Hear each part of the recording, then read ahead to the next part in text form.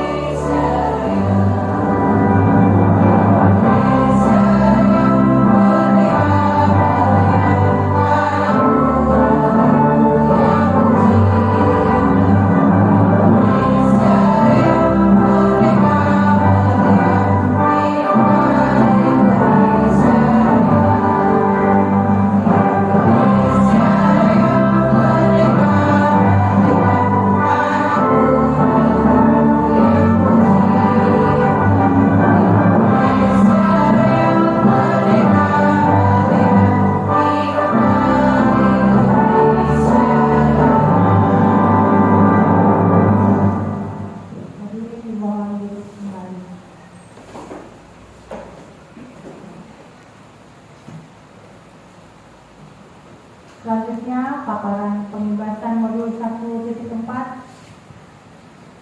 yang akan dibawakan yang pertama Ibu Eko Budi Kuswandari, dilanjutkan dengan Ibu Warsi, dilanjutkan kembali oleh Ibu Haji Robiatul Adawiyah, dan terakhir Ibu Rujana. Marilah kita saksikan paparan dari pembebasan modul 1.4.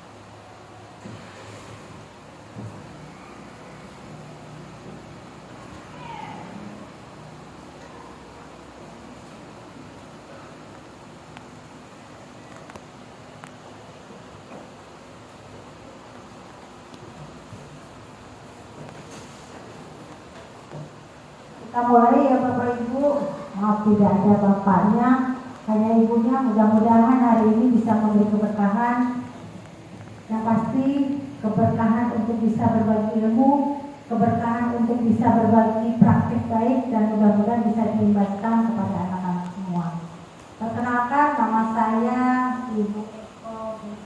Sukwandari. Saya adalah Kepala Sekolah SDN Karawaci 7, Kecamatan Karawaci, Kota Tangerang, dan saya adalah CGP Rekognisi Angkatan 11 Provinsi Banten. Dalam hal ini saya akan memaparkan tentang budaya positif, khususnya tentang hukuman dan restitusi. Bapak dan Ibu, bagaimana kabar Bapak dan Ibu hari ini? Alhamdulillah sehat ya. Mudah-mudahan ibu-ibu semua hari ini kita bisa berbagi ilmu dan kita dapat berbagi kebaikan yang nanti akan dapat diterapkan oleh anak-anak kita. Ibu-ibu semua, kita lihat sekarang pertanyaan pemantik. Bapak, ibu-ibu setuju tidak bahwa hukuman ini dapat mendisiplinkan anak? Pertanyaan pemantik pertama. Setuju tidak? Yang setuju bisa reset atau angkat tangan. Setuju bisa reset atau angkat tangan bahwa hukuman dapat mendisiplinkan anak. Ada yang setuju? Tidak apa-apa, yang setuju juga. Yang kedua, apakah pemberian hukuman dengan positif? Kita suka ada ya, kita mau hukum anak-anak tapi kan positif. Seperti itu dengan membaca atau membersihkan halaman sekolah, atau mungkin positif anak disuruh lari, kan positif ya Bu ya? Karena seolah-olah sehat, ini juga dapat meningkatkan disiplin anak. Untuk pertanyaan pemantik kedua, apakah ibu-ibu setuju pemberian hukuman yang positif? Menurut ibu guru ini juga salah satu dari mendisiplinkan anak. Angkat tangan mungkin yang positif, yang setuju. Setuju, ada 4 anak ya. Ibu tidak setuju? Setuju? Atau yang tidak angkat tangan belum paham bahwa ketika kita memberi hukuman yang dianggap positif, katakanlah menulis saya tidak akan mengulangi perbuatan tapi satu buku, itu dianggap positif. Atau yang ketiga, memberikan penghargaan dapat meningkatkan motivasi belajar anak. Setuju? Ada yang tidak setuju? Ketika kita memberikan penghargaan ini akhirnya dapat meningkatkan motivasi kepada anak. Saya setuju. Setuju. Ada yang tidak setuju? Tidak. Nanti saya akan bahas ke belakang. Apakah betul ketika memberi hukuman secara positif itu dapat meningkatkan disiplin, dan memberikan penghargaan itu juga meningkatkan motivasi? Nanti akan terlihat apakah betul ketika sudah disiplin sesaat, ketika sudah disuruh baris, hari besoknya biasanya tetap rajin atau kembali lagi Bu? Kembali lagi. Tidak permanen ya disiplinnya. Kita tahu, saya apalagi, saya dulu S1-nya matematika. Jadi ketika anak datang, naik semua. Tapi ketika tidak ada, saya kembali ke semula. Artinya bahwa disiplin mereka bukan dari hati, tetapi karena seseorang atau karena gurunya. Seperti itu. Bapak dan ibu-ibu, saya akan bercerita tentang budaya positif di materi kita hari ini. Yang pertama, budaya positif itu adalah disiplin positif yang berdasarkan dengan nilai-nilai kebajikan universal, lalu teori motivasi, hukuman, penghargaan dan restitusi, keyakinan kelas, kebutuhan dasar manusia, 5 teori kontrol kita sebagai guru, dan yang terakhir segitiga restitusi. Ini adalah materi penjelasan kita hari ini. Disiplin positif dan nilai-nilai kebajikan universal. Mengapa paradigma stimulus respon atau teori kontrol ini? Siapa sesungguhnya yang memiliki teori kontrol? Kita sebagai guru, ibu-ibu seharusnya memiliki teori kontrol tersebut. Karena kita sebagai guru harusnya berhamba kepada anak. Jadi kita akan coba teori kontrol ini, stimulus responnya mencoba mengubah agar pandangan sama dengan kita. Jadi kita ajak anak di sini, stimulusnya sebetulnya untuk stimulus respon ini akan kita rubah menjadi teori kontrol. Jadi misalkan yang pertama, kita mencoba mengubah anak agar sama seperti keinginan kita. Kita suruh anak-anak, ayo diam. Seperti itu kan ingin merubah bahwa agar anak-anak seperti yang kita inginkan. Tetapi pada teori kontrol kita berusaha memahami pandangan anak. Nanti ibu akan bertemu kembali di bagaimana segitiga restitusi anak untuk bisa bahwa anak terlambat itu belum tentu salah. Kita yang seolah-olah di sini ada sekarang ada di stimulus respon. Bapak Ibu guru sekarang kita ada di seperti ini. Saya bisa mengontrol orang lain. Ibu bisa mengontrol orang lain. Biasanya perempuan. Biasanya perempuan. Suka yang ngobrol ibu itu loh, cakep banget ya. Ya Allah, ibu itu kayaknya kalau pakai itu pantas banget. Itu yang kita suka lakukan. Kita akan berubah pada teori kontrol bahwa yang bisa mengontrol itu diri kita adalah diri kita sendiri, bukan orang lain. Kalau bahasa memang kita harus punya cermin, tetapi cermin itu sebetulnya untuk kita sendiri. Kita tidak perlu capek-capek untuk bisa menilai orang lain. Dan kita juga tidak perlu untuk memerlukan tenaga untuk membandingkan kita dengan orang lain. Dan itu tidak perlu. Itu namanya buang-buang tenaga ya Bu ya. Seperti itu. Saya lanjut. Ini disiplin positif.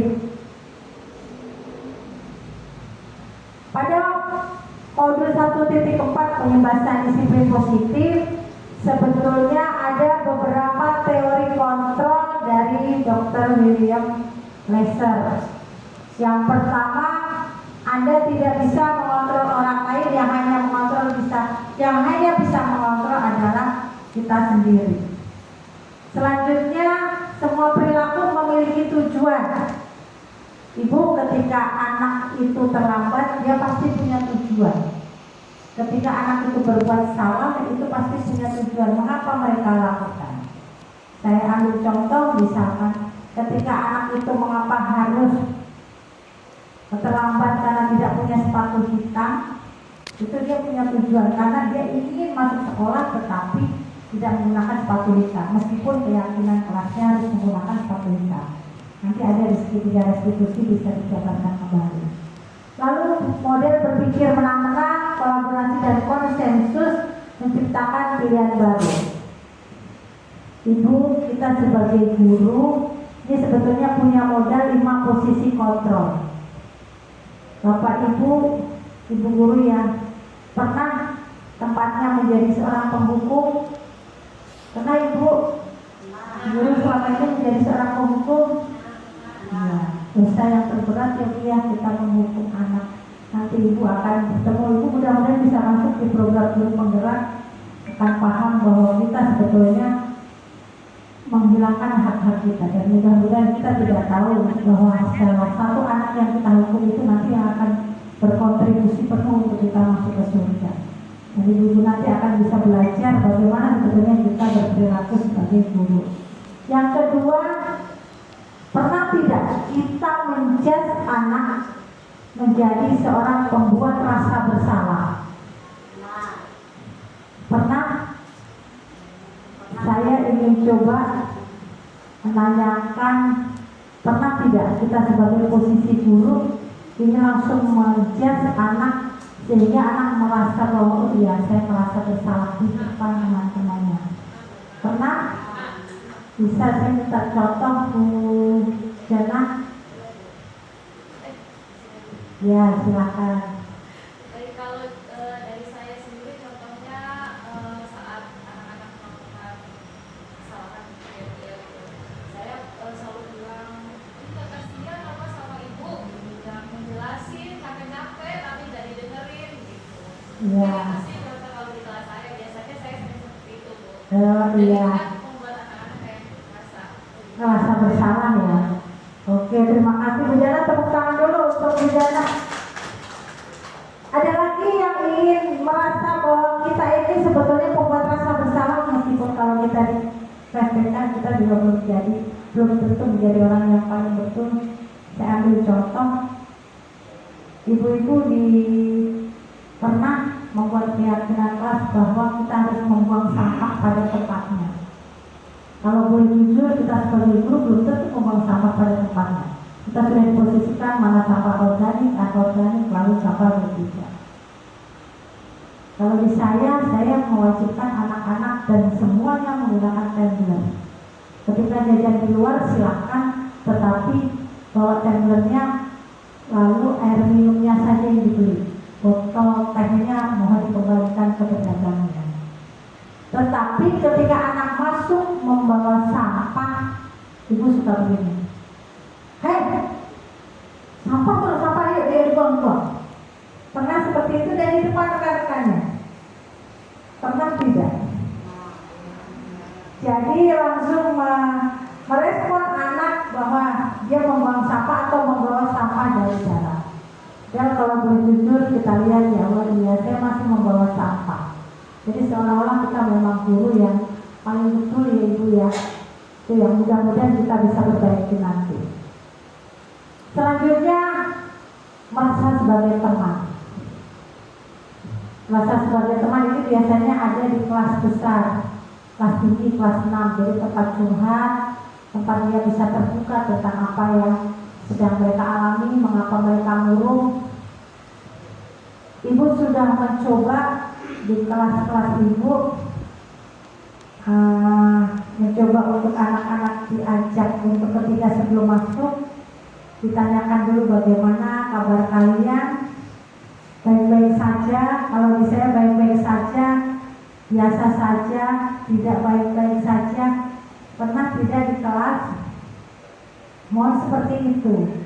Jadi anak-anak diajak satu fokus, dia kembali nol bahwa yang kita kesampingan tetap kita sendiri. Berangkat dari rumah kesel, kita mulai di titik nol, bahwa kita mulai dengan sama-sama berusaha untuk berbagi proses pembelajaran. Jadi anak-anak kita ajak untuk bisa curhat, kenapa kamu kesel? Dia minta uang 5.000 cuma dikasihnya 4.000, jadi kesel. Kita beri pemahaman seperti itu, ini sebagai teman. Selanjutnya sebagai manajer.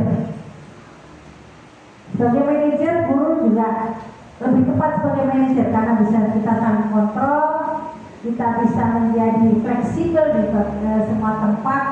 Bahwa yang kita kesampingan tempat kita sendiri.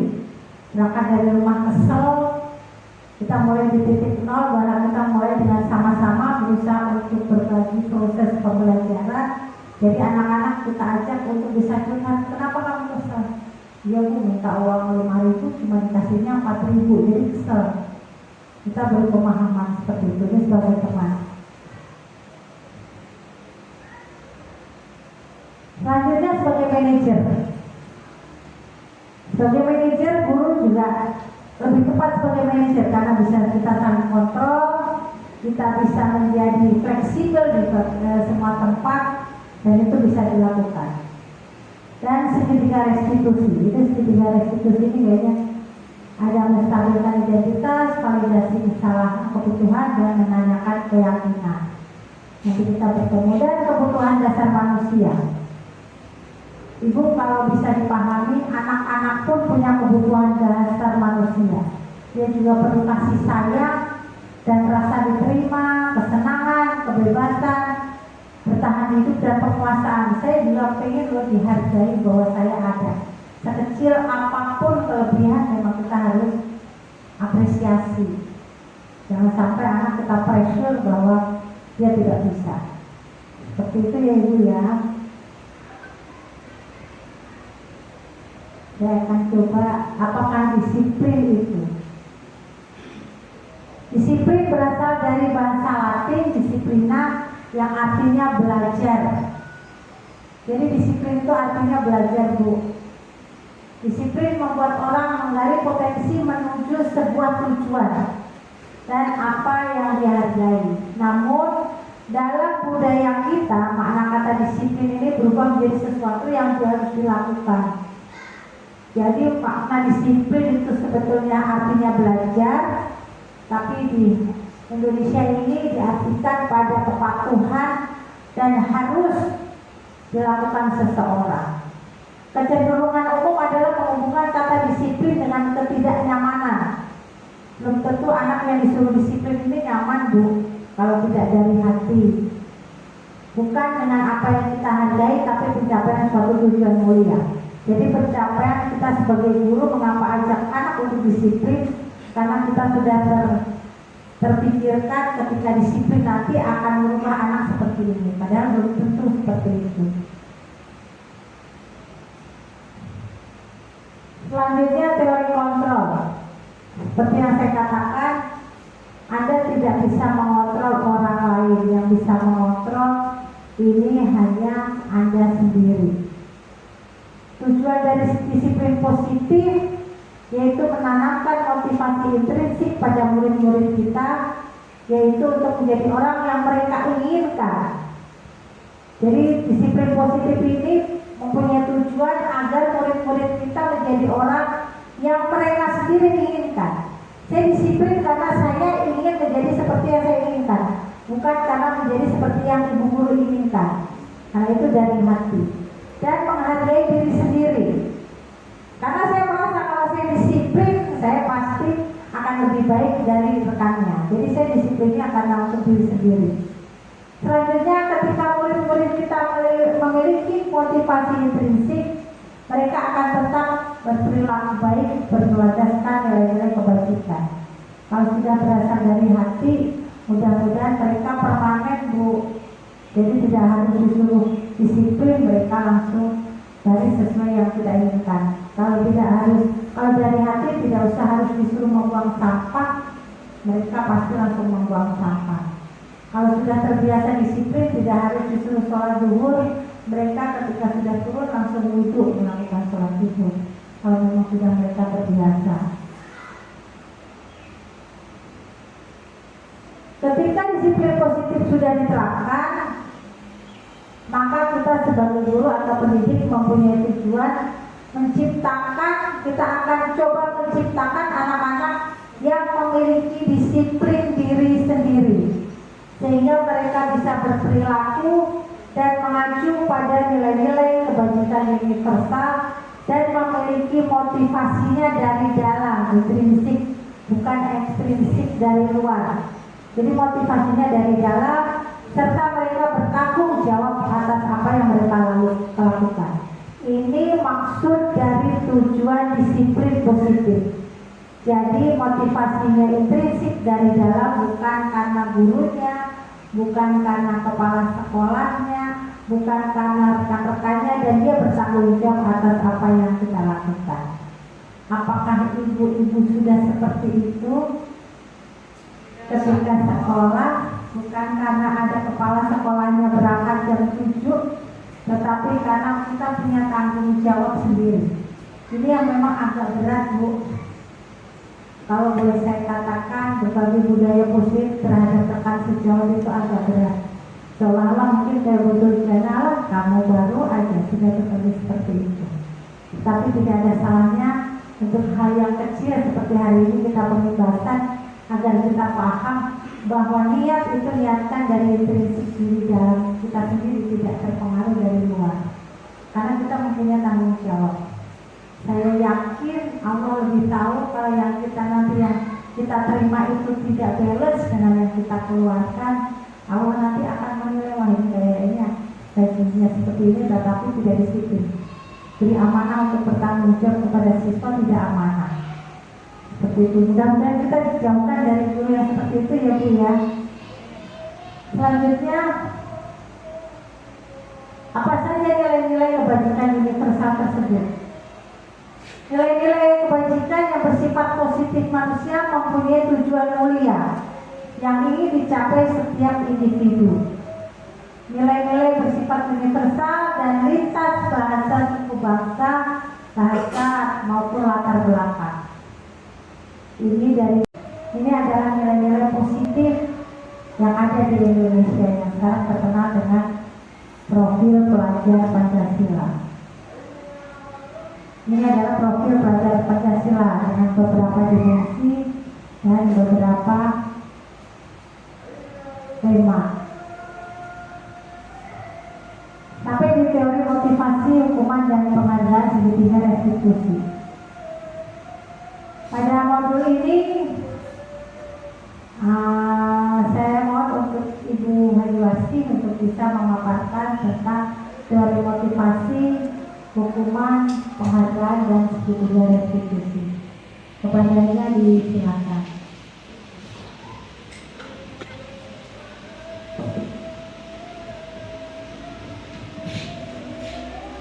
Terima kasih untuk Ibu Eko Budi Kuswandari. Assalamualaikum warahmatullahi wabarakatuh. Perkenalkan, nama saya Ibu Asi, saya Kepala Sekolah SDN Polres Pelawat 7. Pada kesempatan hari ini dalam diseminasi budaya positif CGP Angkatan 11, saat ini saya sebagai CGP Komisi di Angkatan 11 akan memaparkan teori motivasi hukuman dan penghargaan serta restitusi. Bapak Ibu mungkin pernah ya ada keinginan, ada termotivasi, tertarik seperti itu ya, tertarik untuk melakukan sesuatu. Nah, tertariknya ini karena apa? Karena suatu hal ataukah ada memang terdorong dari hati nurani sendiri? Mungkin juga hal ini dialami oleh murid-murid kita. Murid-murid kita yang mungkin datang di awal waktu, di pagi hari, ini tentunya ada motivasi. Apakah motivasi itu datangnya dari dalam dirinya sendiri ataukah dari orang lain? Nah, ini ya, nanti kita akan kenal. Di sini ada motivasi eksternal, motivasi internal. Nah, apa saja yang masuk dalam motivasi eksternal? Contoh ini, motivasi eksternal ini dikarenakan untuk menghindari ketidaknyamanan atau hukuman. Kadang-kadang kita sebagai guru ini memberikan hukuman pada murid-murid kita yang datangnya terlambat. Ada tidak Bapak Ibu guru yang di sini yang pernah memberikan hukuman ketika murid kita terlambat? Tidak ada, alhamdulillah ya.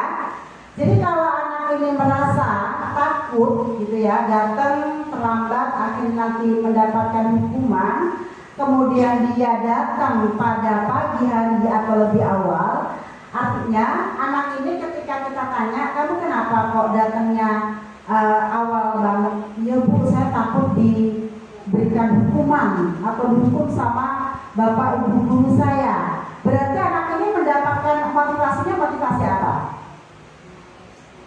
Motivasi apa Ibu? Eksternal, dari luar karena dia takut dihukum, gitu kan ya? Tidak mau, tidak nyaman gitu ya, tidak mau dihukum, akhirnya dia datang lebih awal. Nah, ini termasuk dalam motivasi eksternal. Satu lagi nih, untuk mendapatkan imbalan dari orang lain atau institusi. Pernah nggak ibu-ibu nih memberikan seperti ini ke anak-anak, pengumuman? Anak-anak, kalau kalian nanti mengumpulkan tugas dengan cepat, ibu kasih silver pin. Ada. Nah, akhirnya anak-anak itu termotivasi untuk menyelesaikan tugas dengan cepat, karena ada kemungkinan ya anak-anak kelas rendah, kelas 2, kelas 1 itu apa ya? Kalau diberikan tugas tuh nanti dulu lah gitu kerjanya, main-main dulu, mungkin seperti itu ya. Gurunya greget, ini anak disuruh kerja dari tadi kok nggak rapi-rapi. Pengumuman, anak-anak nanti siapa yang mengerjakan tugasnya paling awal, ibu kasih silver queen, ya silver queennya ditontonin. Akhirnya berbondong-bondong, sesegera mungkin mereka menyelesaikan tugasnya. Datanglah tuh 40 siswa atau 30 siswa, kok saya sudah selesai semua, sedangkan sepertinya cuma satu ternyata. Seperti itu ya. Nah, anak-anak tadi yang menyegerakan pekerjaannya ini berarti mendapatkan motivasinya eksternal, ya, dari kita, dari orang lain. Nah, beda halnya dengan motivasi internal. Nah, ini ya, ini merupakan tujuan disiplin positif. Contoh, mereka melakukan itu karena menghargai diri sendiri. Contoh, datang awal, kemudian berpakaian rapi, sopan, karena dia pengen bahwa dirinya itu terlihat rapi. Kemudian dia mengerjakan tugas sesegera mungkin karena dia ingin apa yang disampaikan oleh bapak ibu gurunya itu tidak hilang. Dia langsung menerapkan ilmu yang diperoleh dari bapak ibu gurunya itu diterapkan dalam menjawab soal misalkan atau mengerjakan tugas dengan sesegera mungkin. Ketika kita tanya, kok kamu cepat amat mengerjakan tugasnya?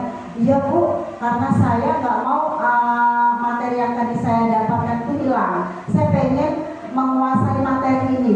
Saya pengen materi ini bisa saya terapkan. Nah, ini artinya dorongan dari dalam diri sendiri. Ini yang dinamakan dengan motivasi internal. Baik. Nah, di dalam filosofi pendidikan menurut Ki Hajar Dewantara, di sini tertulis menuntut segala kodrat yang ada pada anak-anak agar mereka dapat mencapai keselamatan dan kebahagiaan yang setinggi-tingginya, baik sebagai manusia maupun sebagai masyarakat, dan mendapatkan motivasinya eksternal, ya, dari kita, dari orang lain. Nah, beda halnya dengan motivasi internal. Nah, ini ya, ini merupakan tujuan disiplin positif. Contoh, mereka melakukan itu karena menghargai diri sendiri. Contoh, datang awal, kemudian berpakaian rapi, sopan, karena dia pengen bahwa dirinya itu terlihat rapi. Kemudian dia mengerjakan tugas sesegera mungkin karena dia ingin apa yang disampaikan oleh bapak ibu gurunya itu tidak hilang. Dia langsung menerapkan ilmu yang diperoleh dari bapak ibu gurunya itu diterapkan dalam menjawab soal misalkan atau mengerjakan tugas dengan sesegera mungkin. Ketika kita tanya, kok kamu cepat amat mengerjakan tugasnya? Iya bu, karena saya nggak mau materi yang tadi saya dapatkan itu hilang. Saya pengen menguasai materi ini. Saya pengen materi ini bisa saya terapkan. Nah, ini artinya dorongan dari dalam diri sendiri. Ini yang dinamakan dengan motivasi internal. Baik. Nah, di dalam filosofi pendidikan menurut Ki Hajar Dewantara, di sini tertulis menuntut segala kodrat yang ada pada anak-anak agar mereka dapat mencapai keselamatan dan kebahagiaan yang setinggi-tingginya, baik sebagai manusia maupun sebagai masyarakat dan anggota masyarakat. Bapak Ibu, nanti kalau Bapak Ibu sudah terjun ke dalam guru penggerak, pasti akan membaca hal ini, tulisan ini. Sekarang pun Bapak Ibu juga bisa, atau Bapak Ibu bisa menelaah dari kalimat yang ada di sini yang ditulis oleh Ki Hajar Dewantara, bahwa kita sebagai guru, ya, kita sebagai guru itu bukan hanya mengajar, bukan hanya menyampaikan ilmu yang kita punya, yang sudah kita pelajari dan disampaikan kepada anak murid kita. Tugas utama kita menuntun bakat yang ada pada anak-anak kita. Oh, bakatnya ini di seni musik. Oke lah, saya tuntun, saya bimbing agar seninya ini tumbuh berkembang menjadi pribadinya atau menjadi karakter yang dia miliki. Oh, anak ini bakatnya di menulis cerpen atau di eksak, matematika, berhitung. Nah, Bapak Ibu tugasnya menuntun, membimbing, mengarahkan bakat yang ada, yang sudah dimiliki anak-anak tersebut muncul dan menjadi karakter dirinya, ya. Nah, apa sih yang dimaksud dengan hukuman? Tadi di awal sudah ya, di pertama itu sudah ada kita sebut-sebut tentang hukuman. Saat ini kita nih, dan juga apa itu konsekuensi. Nah, saya bagikan post-it ya. Bapak Ibu bisa tuliskan contoh hukuman dan contoh apa namanya? Konsekuensi sebentar ya. Ini nanti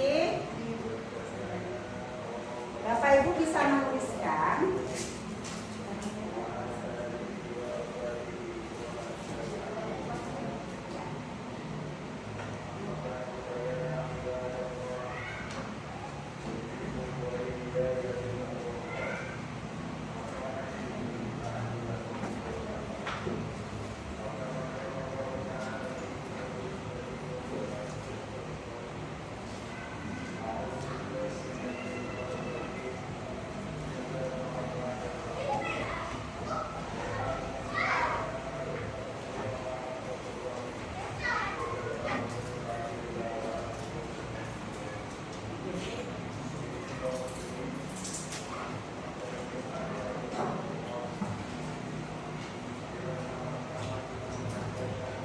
di post-it yang warna kuning, Bapak Ibu tuliskan contoh hukuman. Dan di post-it yang warna hijau, Ibu tuliskan contoh konsekuensi. Silakan nanti yang sudah post-it kuningnya bisa ditempel di karton warna biru dan post-it hijaunya bisa ditempel di post-it karton warna hijau.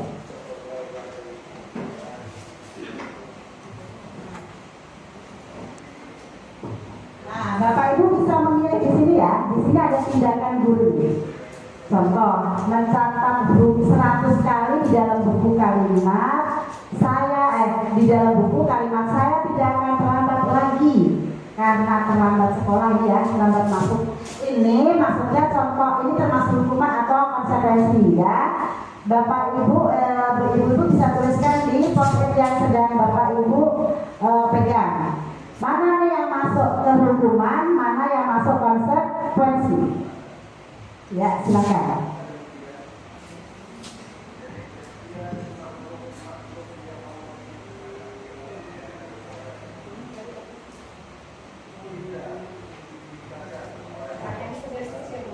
Pertanyaannya tidak perlu ditulis, tapi di sini misalkan Ibu pilih nih mencatat 100 kali, saya mencatat 100 kali di dalam buku kalimat buku ya. Kalimat saya tidak akan terlambat lagi. Ini termasuk hukuman atau konsekuensi. Kalau hukuman ditulisnya di post-it warna kuning ya. Kalau misalkan konsekuensi ditulisnya di warna hijau. Boleh pilih salah satu saja ya. Salah satu hukuman dan salah satu konsekuensi. Nanti kita akan lihat ini termasuk hukuman atau konsekuensi.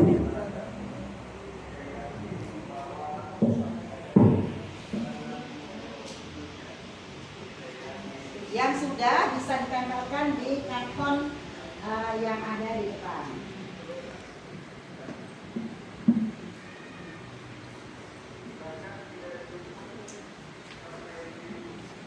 Namanya tuh datang terlambat ya, terlambat sekolah, kemudian tidak mengenakan sepatu hitam, tapi dia itu tidak tahu peraturan di sekolah. Nah ini ya, ini akhirnya mendapatkan hukuman. Nah yang kedua, hukuman bersifat satu arah dari pihak guru yang memberikan dan terus hanya menerima suatu hukuman tanpa melalui suatu kesepakatan atau pengarahan dari pihak guru baik sebelum atau sesudahnya. Jadi tidak ada kesepakatan, tidak ada diskusi untuk kesepakatan kelas. Otomatis anak kan tidak tahu. Contoh, ada kesepakatan kelas di sini. Anak-anak, barang siapa yang mencoret-coret kertas atau buku temannya, nanti harus dihapus atau harus menggantikan buku dengan buku yang baru. Ini kan sudah sesuai kesepakatan kelas nih. Ternyata si badut mencoret-coret buku temannya, otomatis dia harus membersihkan. Ini apa namanya ini? Ini konsekuensi karena ada kesepakatan. Tapi kalau tidak ada kesepakatan, anak tersebut melakukan dan dikenakan apa namanya suatu tindakan namanya hukuman. Nah, hukuman yang diberikan bisa berupa fisik maupun psikis. Murid atau anak disakiti oleh suatu perbuatan atau kata-kata. Jadi hukuman itu tidak hanya dipukul, dibully itu juga hukuman. Ya, diomelin itu juga hukuman. Gitu ya. Nah, Bapak Ibu sekarang sudah tahu apa itu hukuman, apa itu konsekuensi, dan dampaknya seperti apa. Ini apa namanya? Otomatis bisa menerapkan di sekolahnya atau di kelasnya masing-masing. Mana yang termasuk hukuman yang bisa menjatuhkan mental anak ya, atau merugikan si anak itu sendiri, ini jangan dilakukan lagi. Baik, nah di sini perbedaan hukuman dan konsekuensi. Di sini ada hukuman, ada konsekuensi ya. Hukuman itu sesuatu yang menyakitkan harus terjadi. Seperti tadi misalkan diomelin sampai sakit hati itu hukuman, atau bahkan dipukul. Seperti itu ya. Terus kalau konsekuensi itu sesuatu harus terjadi, kalau seperti tadi karena sudah ada kesepakatan kelas yang ditulis mungkin ya, ditulis dan dipajang di ruang kelas gitu ya. Siapa yang mengotori kelas harus membersihkan misalkan. Ini kan sudah ada kesepakatan, otomatis anak tersebut ketika mengotori kelas ya harus membersihkan. Ini konsekuensinya. Dan anak tersebut tidak boleh marah, tidak boleh menolak karena sudah merupakan kesepakatan kelas. Kemudian hukuman juga membuat anak sakit baik fisik maupun hati untuk jangka waktu lama. Ini termasuk contohnya apa Ibu? Kalau misalkan membuat anak sakit hati jangka waktu lama itu contohnya apa? Ucapan. Itu termasuk bully. Nah, kita sebagai guru jangan sampai anak kita tertimpa seperti ini ya. Nah, kalau masuk konsekuensi itu membuat anak merasa tidak nyaman dalam jangka waktu pendek. Jangka waktunya itu tidak lama, hanya sesaat. Nah, ini konsekuensi. Seperti tadi, ketika anak menjatuhkan air di kelas, dia gak bisa juga mungkin ya suruh bersihin gitu ya. Tapi ya karena memang ini udah kesepakatan kelas ya sudah gitu. Jangka pendek hanya sesaat saja. Anak membenci kedisiplinan, ini termasuk hukuman. Kalau masuk konsekuensi itu anak menghargai disiplin. Saya kerja banget deh, suruh datang jam 7 seperempat atau setengah 7, kesel banget dah. Ketika anak itu melanggar, tidak berlaku hukuman. Seperti itu ya. Kemudian mendorong anak menyakiti diri sendiri, ini termasuk juga hukuman. Untuk konsekuensinya itu mendorong anak agar mudah menyesuaikan diri. Nah, ibu-ibu bisa membandingkan antara hukuman dengan konsekuensi. Jadi nanti ketika menemukan anak-anak di kelas kita berlaku yang tidak sesuai, apa langkah kita untuk memberikan tindakan? Jangan sampai tindakan yang kita berikan itu termasuk dalam hukuman, ya. Oke, ini diskusi masih saya Ibu Pus. Oke, nah sekarang Bapak Ibu mungkin pernah dengar yang namanya restitusi ya. Apa sih itu restitusi?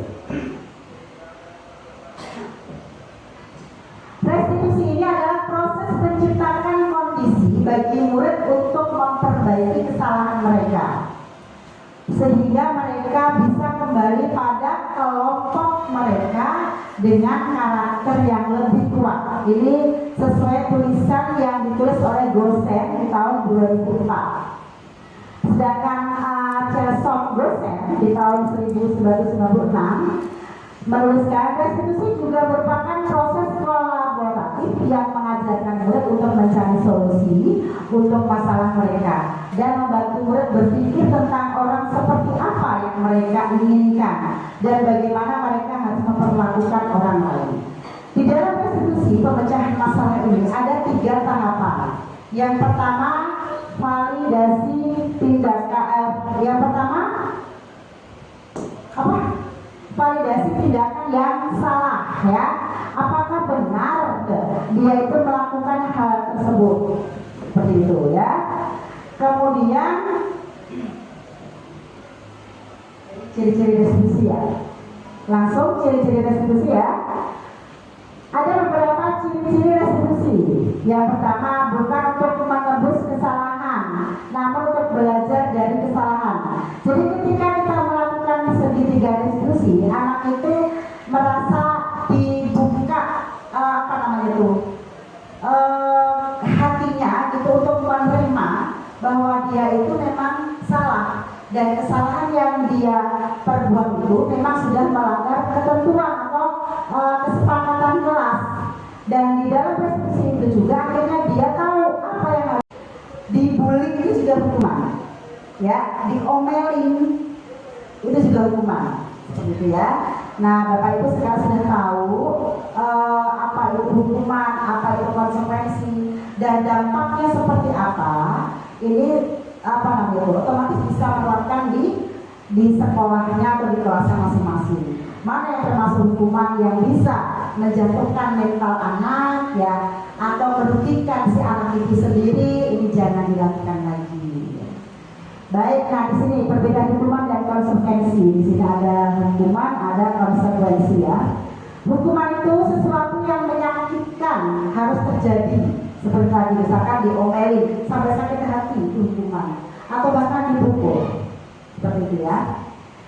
Terus kalau konsekuensi itu sesuatu harus terjadi, kalau seperti tadi, karena sudah ada kesepakatan kelas yang ditulis mungkin ya, ditulis dan dipajang di ruang kelas gitu ya. Siapa yang mengotori kelas harus membersihkan misalkan. Ini kan sudah ada kesepakatan, otomatis anak tersebut ketika mengotori kelas ya harus membersihkan. Ini konsekuensinya. Dan anak tersebut tidak boleh marah, tidak boleh menolak, karena sudah merupakan kesepakatan kelas. Kemudian hukuman juga membuat anak sakit baik fisik maupun hati untuk jangka waktu lama. Ini termasuk contohnya apa Ibu? Kalau misalkan membuat anak sakit hati jangka waktu lama, itu contohnya apa? Ucapan, itu termasuk bully. Nah, kita sebagai guru jangan sampai anak kita tertimpa seperti ini ya. Nah, kalau masuk konsekuensi itu membuat anak merasa tidak nyaman dalam jangka waktu pendek. Jangka waktunya itu tidak lama, hanya sesaat. Nah, ini konsekuensi. Seperti tadi, ketika anak menjatuhkan air di kelas, dia gak bisa juga mungkin ya suruh bersihin gitu ya. Tapi ya karena memang ini udah kesepakatan kelas, ya sudah lah gitu. Jangka pendek, hanya sesaat saja. Anak membenci kedisiplinan, ini termasuk hukuman. Kalau masuk konsekuensi itu anak menghargai disiplin. Saya kecek banget deh, sudah jam 7 kurang seperempat atau setengah 7, kesel banget dah. Ketika anak itu melanggar, tidak berlaku hukuman, seperti itu ya. Kemudian mendorong anak menyakiti diri sendiri, ini termasuk juga hukuman. Untuk konsekuensinya itu mendorong anak agar mudah menyesuaikan diri. Nah, ibu-ibu bisa membandingkan antara hukuman dengan konsekuensi. Jadi nanti ketika menemukan anak-anak di kelas kita berlaku yang tidak sesuai, apa langkah kita untuk memberikan tindakan? Jangan sampai tindakan yang kita berikan itu termasuk dalam hukuman ya. Oke, ini diskusi masih saya Ibu Mus. Oke, nah sekarang Bapak Ibu mungkin pernah dengar yang namanya restitusi ya. Apa sih itu restitusi? Restitusi ini adalah proses menciptakan kondisi bagi murid untuk memperbaiki kesalahan mereka, sehingga mereka bisa kembali pada kelompok mereka dengan karakter yang lebih kuat. Ini sesuai tulisan yang ditulis oleh Gosen di tahun 2004.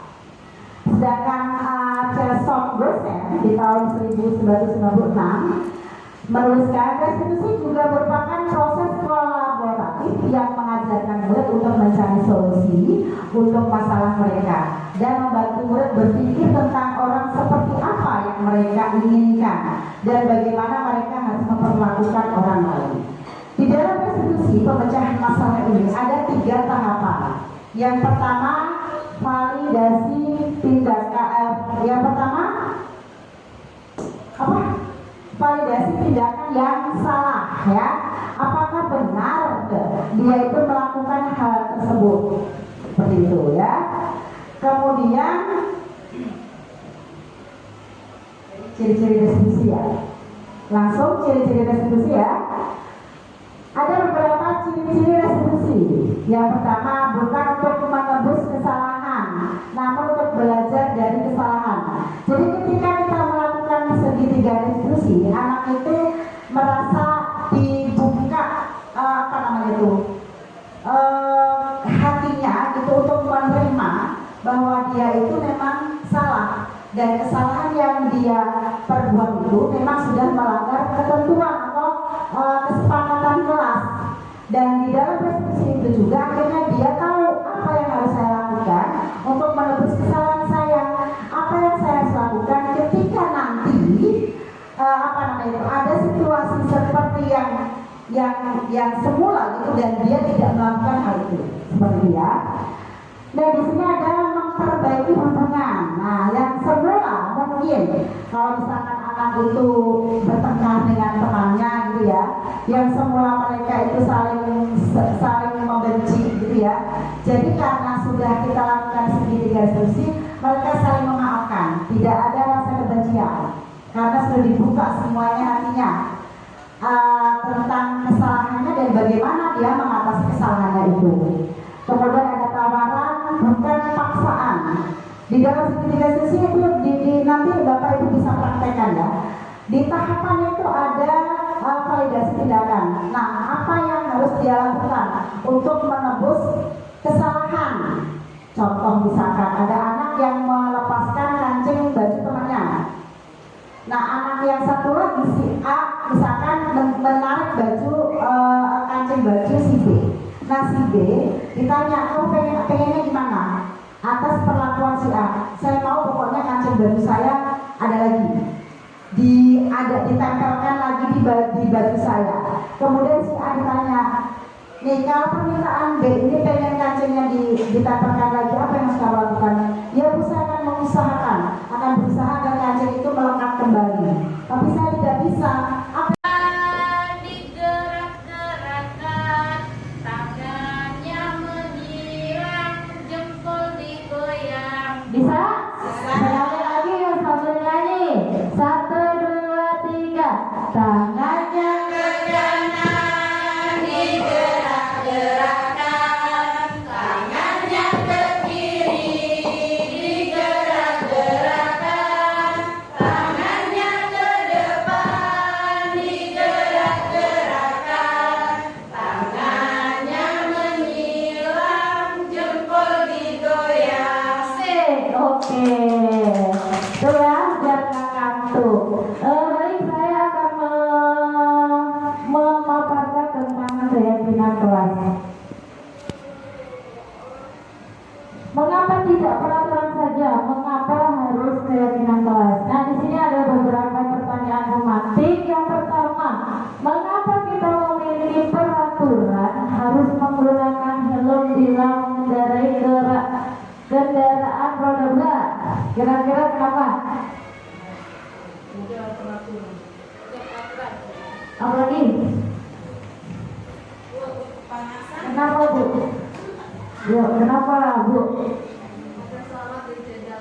Agar selamat di jalan. Ada yang punya pendapat lain? Biar nggak apa? Ditilang, betul. Takut ditilang. Karena takut ditilang, karena memang sudah peraturannya kalau menggunakan kendaraan roda 2 yang harus menggunakan helm. Yang pertama juga demi keselamatan. Yang kedua, mengapa kita memiliki peraturan tidak menggunakan masker, mencuci tangan, menjaga jarak 1,5 meter? Untuk menjaga kesehatan, betul sekali. Ada tambahan? Agar tidak terpapar virus atau penyakit.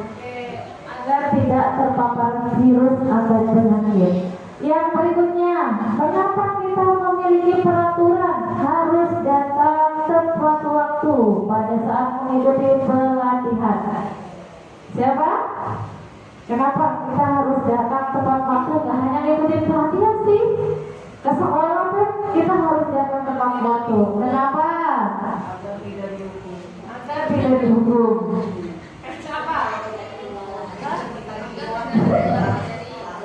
Ketinggalan kegiatannya. Oh, supaya tidak ketinggalan kegiatannya. Nah, untuk mendukung motivasi intrinsik, kembali ke nilai-nilai keyakinan yang telah menggerakkan seseorang dibandingkan mengikuti serangkaian peraturan. Yang tadi sudah dijelaskan juga di materi sebelumnya bahwa untuk keyakinan ini bergantung pada unsur intrinsik dan ekstrinsik.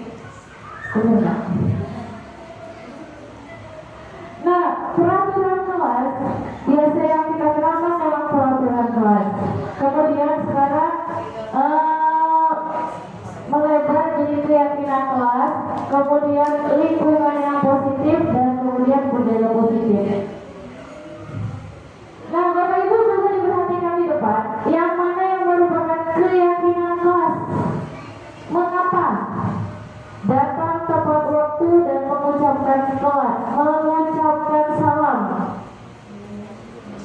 Itu termasuk keyakinan kelas. Datang tepat waktu, apakah kira-kira termasuk keyakinan kelas? Ya. Menjaga kebersihan sekolah. Ya. Berdoa sebelum dan sesudah kegiatan. Ya. Aktif dalam pembelajaran. Tertib. Kami guru dan murid yang saling menyayangi. Keyakinan apa kesepakatan?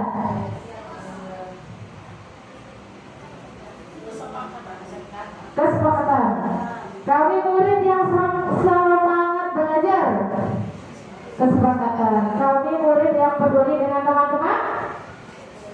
Kesepakatan. Nah, dari tadi yang sudah kita bahas, ciri-ciri keyakinan kelas adalah keyakinan kelas bersifat lebih abstrak daripada peraturan yang lebih rinci dan konkret. Kemudian keyakinan kelas berupa pertanyaan-pertanyaan universal. Pertanyaan keyakinan kelas senantiasa dibuat dalam bentuk positif. Keyakinan kelas hendaknya tidak terlalu banyak sehingga mudah diingat dan dipahami oleh semua warga kelas. Keyakinan kelas sebaiknya sesuatu yang dapat diterapkan di lingkungan tersebut.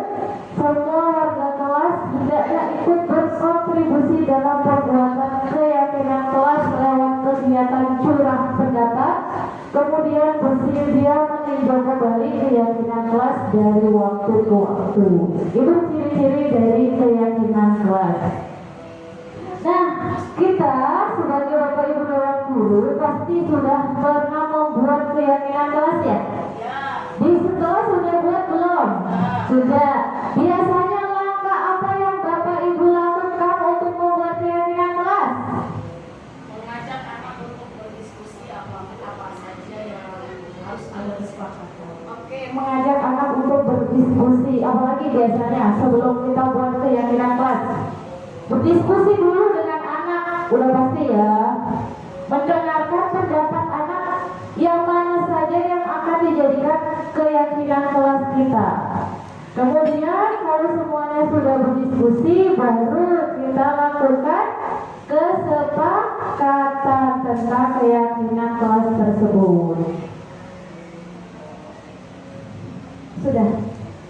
Dan itu saja yang bisa saya sampaikan tentang keyakinan kelas. Selanjutnya akan dilanjutkan oleh Ibu Rubiatul Anubiara. Ibu silakan. Menjaga jarak 1,5 meter. Untuk menjaga kesehatan, betul sekali. Ada tambahan? Silakan. Agar tidak terpapar virus atau penyakit. Agar tidak terpapar virus atau penyakit. Yang berikutnya, mengapa kita memiliki peraturan harus datang tepat waktu pada saat mengikuti pelatihan? Siapa? Kenapa kita harus datang tepat waktu? Gak hanya mengikuti pelatihan sih. Ke sekolah pun kita harus datang tepat waktu. Kenapa? Agar tidak dihukum. Agar tidak dihukum. Kenapa? Ketinggalan kegiatannya. Oh, supaya tidak ketinggalan kegiatannya. Nah, untuk mendukung motivasi intrinsik, kembali ke nilai-nilai keyakinan yang telah menggerakkan seseorang dibandingkan mengikuti serangkaian peraturan. Yang tadi sudah dijelaskan juga di materi sebelumnya bahwa untuk keyakinan ini bergantung pada unsur intrinsik dan ekstrinsik. Benar. Nah, peraturan kelas biasa yang kita terapkan dalam peraturan kelas. Kemudian sekarang melebar jadi keyakinan kelas, kemudian lingkungan yang positif dan kemudian budaya positif. Nah, Bapak Ibu bisa diperhatikan di depan, yang mana yang merupakan keyakinan kelas. Mengapa? Datang tepat waktu dan mengucapkan salam. Itu termasuk keyakinan kelas? Datang tepat waktu, apakah kira-kira termasuk keyakinan kelas? Ya. Menjaga kebersihan sekolah? Ya. Berdoa sebelum dan sesudah kegiatan? Ya. Aktif dalam pembelajaran? Tertib? Kami guru dan murid yang saling menyayangi. Keyakinan apa kesepakatan?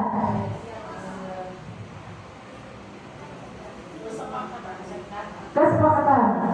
Kami murid yang semangat belajar. Kesepakatan. Kami murid yang peduli dengan teman-teman. Kesepakatan. Nah, dari tadi yang sudah kita bahas, ciri-ciri keyakinan kelas adalah keyakinan kelas bersifat lebih abstrak daripada peraturan yang lebih rinci dan konkret. Kemudian keyakinan kelas berupa pertanyaan-pertanyaan universal. Pertanyaan keyakinan kelas senantiasa dibuat dalam bentuk positif. Keyakinan kelas hendaknya tidak terlalu banyak sehingga mudah diingat dan dipahami oleh semua warga kelas. Keyakinan kelas sebaiknya sesuatu yang dapat diterapkan di lingkungan tersebut. Semua warga kelas hendaknya ikut berkontribusi dalam perbuatan keyakinan kelas lewat kegiatan curah pendapat, kemudian bersedia meninjau kembali keyakinan kelas dari waktu ke waktu. Itu ciri-ciri dari keyakinan kelas. Nah, kita sebagai Bapak Ibu Dewan Guru pasti sudah pernah membuat keyakinan kelas ya? Di sekolah sudah buat belum? Sudah. Biasanya langkah apa yang Bapak Ibu lakukan untuk membuat keyakinan kelas? Mengajak anak untuk berdiskusi apa saja yang harus ada kesepakatan. Oke, mengajak anak untuk berdiskusi. Apalagi biasanya sebelum kita buat keyakinan kelas, berdiskusi dulu dengan anak, udah pasti ya. Mendengarkan pendapat anak yang mana saja yang akan dijadikan keyakinan kelas kita. Kemudian kalau semuanya sudah berdiskusi, baru kita lakukan kesepakatan tentang keyakinan kelas tersebut. Sudah. Dan itu saja yang bisa saya sampaikan tentang keyakinan kelas. Selanjutnya akan dilanjutkan oleh Ibu Rubiatul Anwiyah. Ibu silakan, Bu.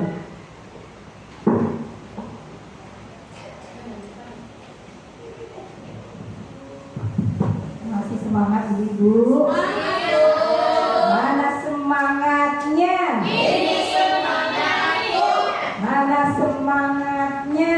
Ini semangatnya. Alhamdulillah.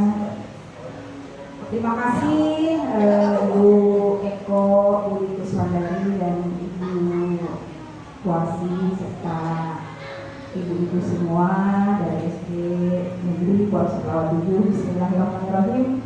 Assalamualaikum warahmatullahi wabarakatuh. Perkenalkan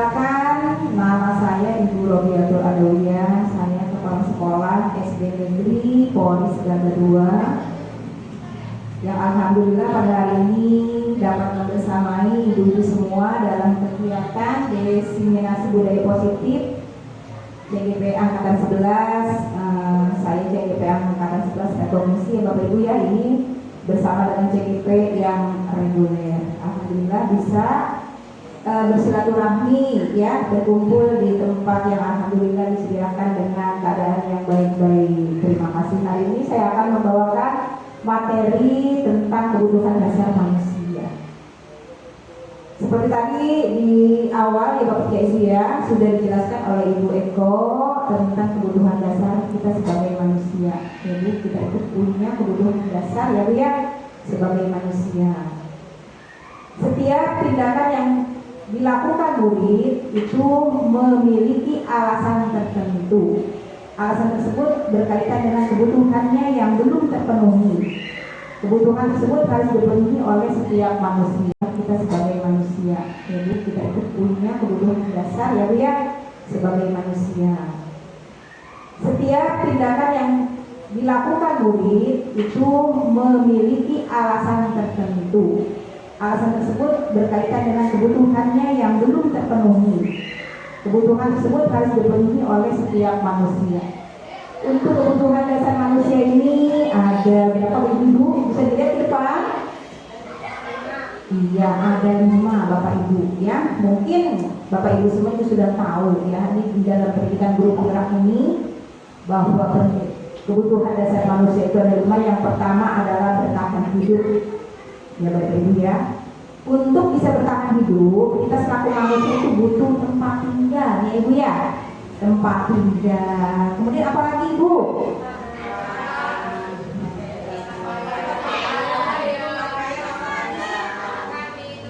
Iya, alhamdulillah bagus ya.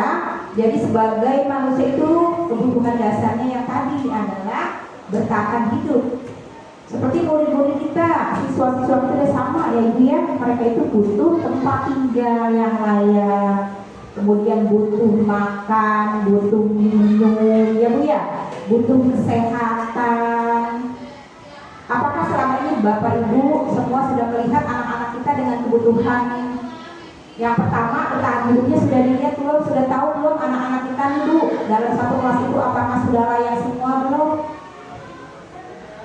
Iya, pertama kali siswa masuk sekolah itu kan perlu kita itu mengetahui ya Bu ya, latar belakang anak-anak kita. Yang pertama itu adalah bertahan hidup, apakah sudah terpenuhi apa belum?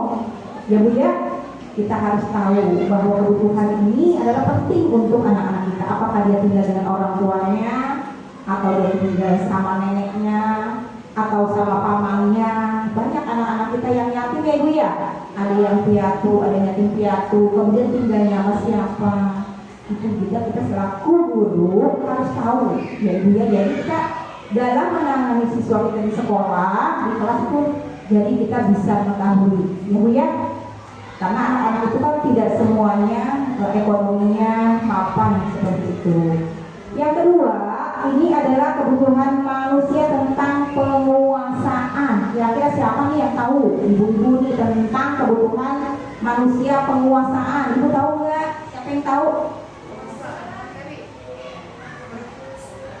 Penguasaan, Ibu. Penguasaan dalam hal apa Bu? Ketakuan. Ketakuan. Saya Bu. Ya. Penguasaan misalnya diberikan posisi kedudukan sebagai ketua RT misalnya. Anak kita.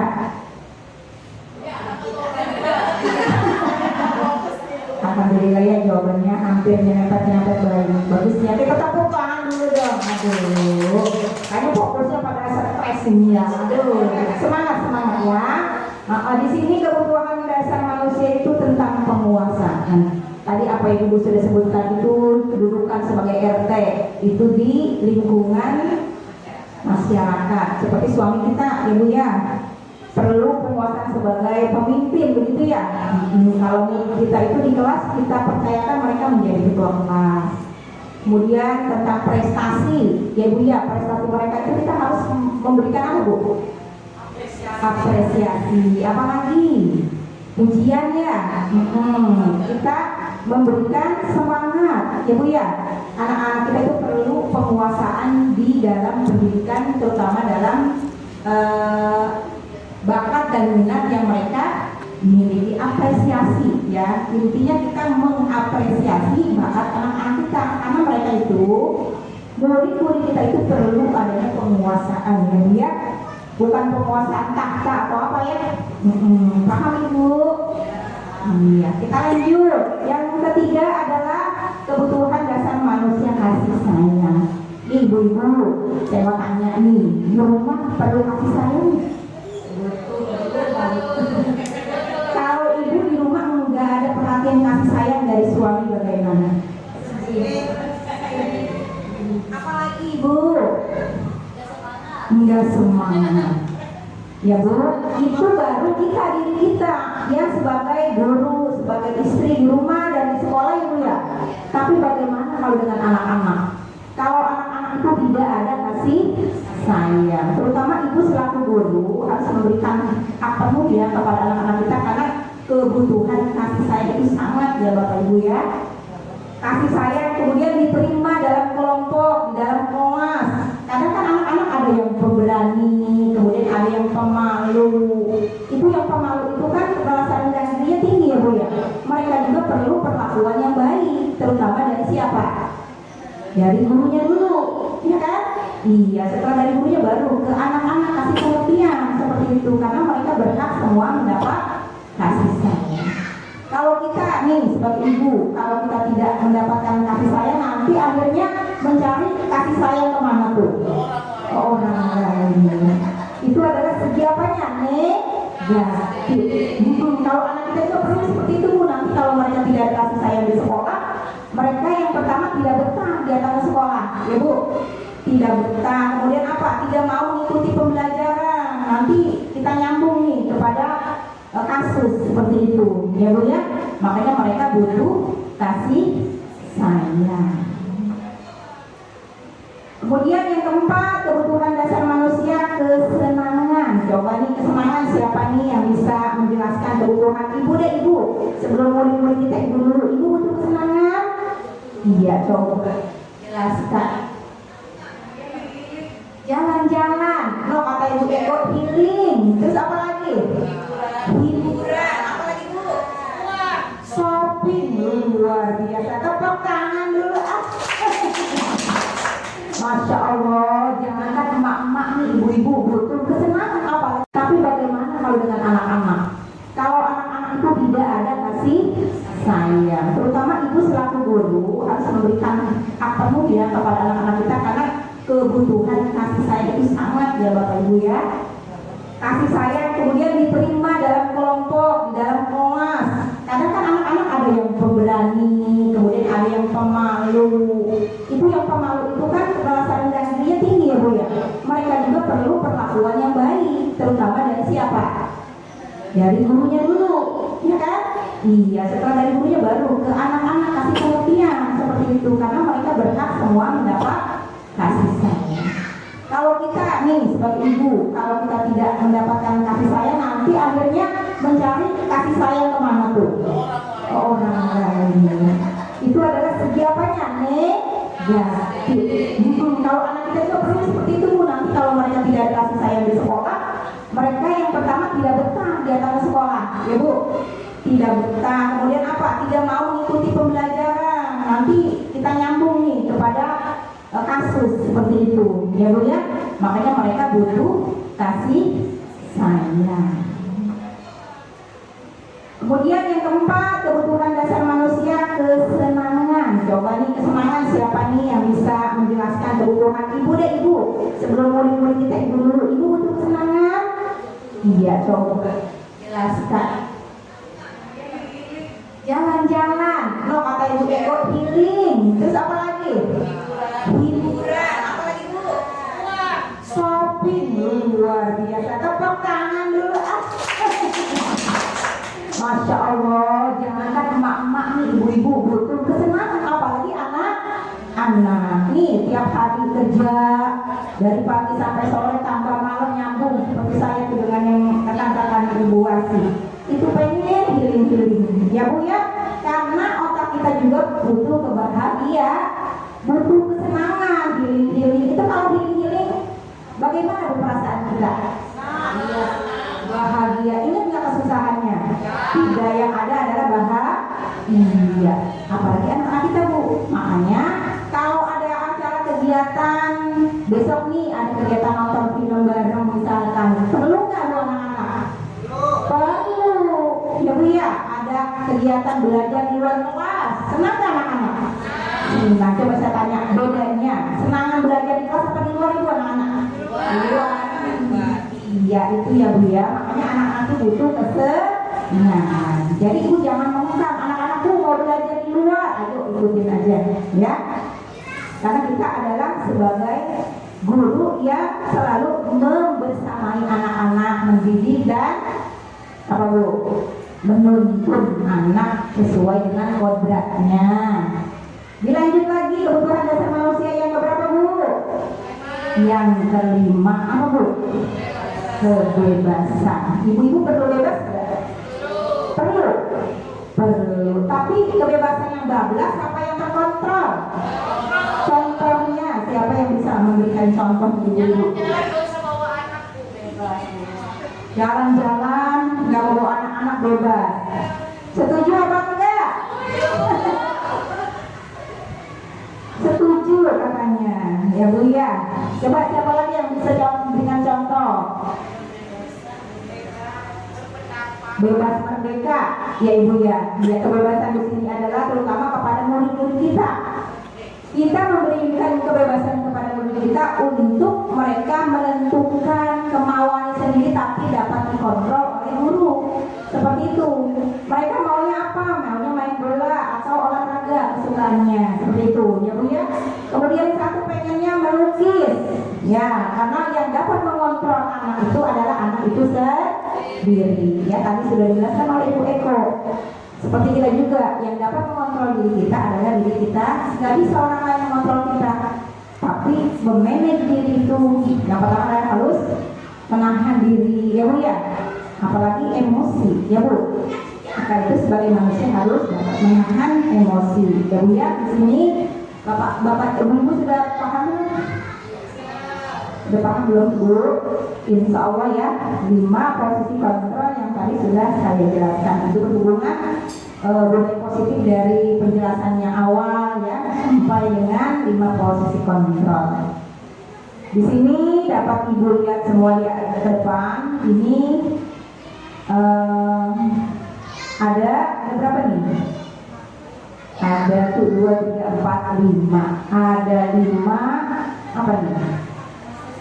Iya, 5 posisi kontrol. 1 sebagai penghukum, 2 sebagai pembuat orang merasa bersalah, kemudian sebagai teman, pemantau dan manajer.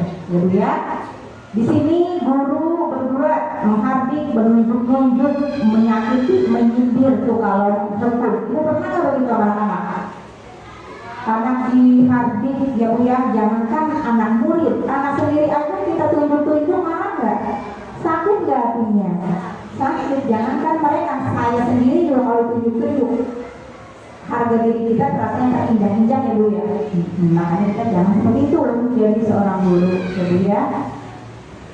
Kemudian tadi sebagai setelah penghukum apa? Membuat rasa bersalah. Itu contohnya apa sih itu? Berceramah dan mengatakan seharusnya itu kecewa, gitu kan ya Bu. Kemudian apa lagi? Kamu seharusnya sudah tahu ibu lelah sekali. Kemudian menyembunyikan, menyangkal, berbohong, ya Bu, ini adalah pembuat rasa bersalah. Kemudian apa lagi sebagai teman? Pernah Ibu di kelas, di sekolah kalau anak ada yang ada kasus, sesuatu kasus, Ibu berlaku sebagai teman. Pernah Bu? Atau misalkan anak-anak tolong ya, jangan begitu, jangan berbuat yang seperti itu, tolong bantu Ibu. Bagi kasus, sesuatu kasus, Ibu berlaku sebagai teman. Pernah Bu? Atau misalkan anak-anak tolong ya, Jangan begitu, jangan berbuat yang seperti itu. Tolong bantu ibu. Bagaimana selayaknya kita berbicara dengan teman ya ibu ya. Kemudian sebagai manajer, kalau sebagai manajer bagus apa enggak bu? Kalau manajer ini perkataannya lebih halus ya bu ya, lebih halus dari seorang teman. Contohnya mengajukan pertanyaan-pertanyaan, kemudian pertanyaannya juga dengan kalimat-kalimat yang baik. Kemudian apa yang kita yakini, kemudian apa yang bisa kau kerjakan memperbaiki masalah ini. Jadi kita mengajukan sebuah pertanyaan, apa yang dapat kamu lakukan? Nah, misalkan anak-anak itu salah, anak kita di rumah misalkan pulang terlambat, apa kita langsung menghukum mereka? Tanya dulu baik-baik, cari akar masalahnya apa. Jadi ya, jadilah kita sebagai manajer. Sekarang posisi mana bu yang paling baik nih selaku guru nih? Ibu kan guru yang sudah berpengalaman ya. Pasti nih saya lihat nih guru-guru hebat semua ini, ya. Jadi posisi mana yang pantas yang baik kita ambil? Iya, posisi sebagai manajer. Posisi sebagai penghukum yang kemarin kita sudah lakukan sudah. Jangan dilakukan lagi, banyak-banyak istighfar ya bu, karena ini sebelum kita tahu kejadian ini kita selalu menghukum waduh dosa kita banyak anak-anakku ya, karena itu mereka akan ingat sampai mereka dewasa. Jangan anak-anak memori kita selalu sekolah SD itu masih ingat nggak bu? Guru yang baik, guru yang jahat, masih ingat ya bu ya? Terus yang selalu kita kirim doa itu guru yang mana bu? Guru yang baik. Insya Allah kita termasuk guru yang selalu nanti anak-anak doakan ya bu ya. Kita nggak tahu ya bu ya. Guru nafsin zaikatul maut. Setiap yang bernyawa pasti akan mati. Kita pasti menghadap Allahnya duluan. Anak-anak belakangan. Insya Allah ya bu ya.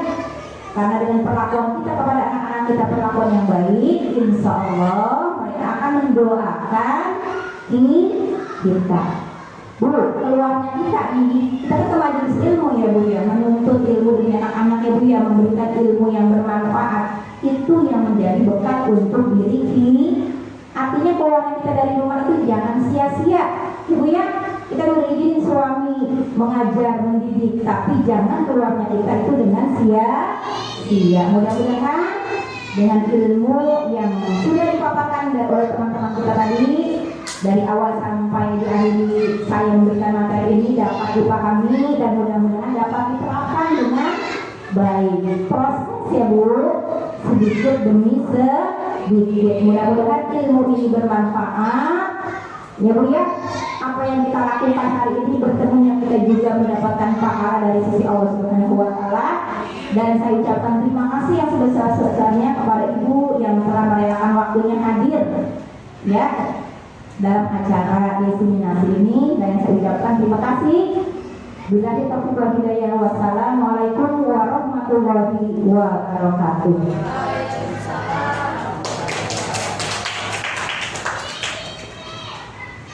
Terima kasih pada ibu narasumber, semoga ilmunya bermanfaat, dan sekali lagi terima kasih juga kepada ibu guru SDN Polres Palawan itu.